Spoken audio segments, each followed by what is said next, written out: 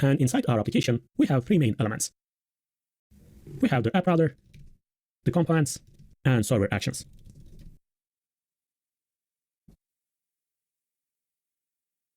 In the previous lesson, we designed our pages inside the app folder, and we designed our form components inside the components folder. And right now, using these pages and forms, we'll be able to fetch or change the data. To do that, we are going to need a database. Let me create somewhere here. I'll say database. And using the pages, we'll fetch data from the database. For example, on the admin page, we'll fetch all these chart data, and for the list pages, we'll fetch all these items. So let's say data fetching, which means get requests.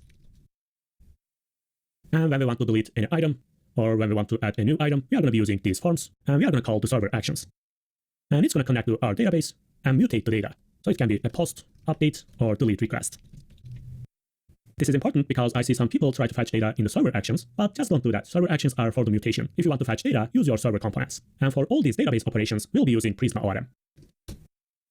So first, we are going to connect to Prisma, and we'll make the requests, and it will take the requests and send them to our database. It will get the answers and return the responses. In this case, doesn't matter which database you are using, the syntax will be the same. So you can use here your favorite database, but for this tutorial, we'll be using Postgres because it was the most desired database in the previous video's comments. So you can write what projects you want to see in the next tutorial. I'm going to read all of your comments. Okay, here is going to be CRUD operations. And right now, we can design our database schema. To do that, let's use this AI tool, so it's going to be easier. Let's move this here, choose the relationship, and right here what we want to create. Create a school management app database schema. There will be admin and teachers. Each teacher can have multiple subjects, lessons, and classes. And in each class, there will be students.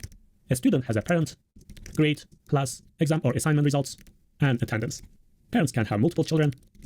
Each grade has multiple students and classes. Each class has a grade, a supervisor, which is a teacher, multiple students, and lessons. A lesson has a class, subject, teacher, multiple exams and assignments. And each exam and assignment has a result. In the attendance table, the student will be present or absent for the given lesson. Okay, you can give more details, but let's generate. It's creating our schema. And it's ready. Let's see what we have. As you can see, the same subject can belong to different teachers, and using those subjects, we'll be able to create different lessons. Here is important because for different classes, we'll give different lessons about the same subject. Let's say Jane and John are history teachers, but Jane is going to class 1A, and John is going to class, let's say, 2B, for example. And inside the class, we'll have the supervisor, which is a teacher. We'll have the students. Each student has a parent, but a parent can have different children in the same school. Attendance list, the status will be absent or present, so we can keep track of the students for each lesson. And also we can create exams and assignments for different lessons, and they're going to have this result table, which includes the exam or assignment ID, user ID, and the score. So this was pretty accurate. Of course, we are going to add some more fields like student surname, email, phone, but they are not our concern right now because the important part is the relationships. If you want to enter something different, just double-click, choose the code, and add here whatever you want to add. And its type. This is how it works. And you can check relationships. And this is the main structure of our application. So let's install Prisma and create our database. And after that, I'm going to show you the authentication part. Firstly, I'm going to open prisma.io.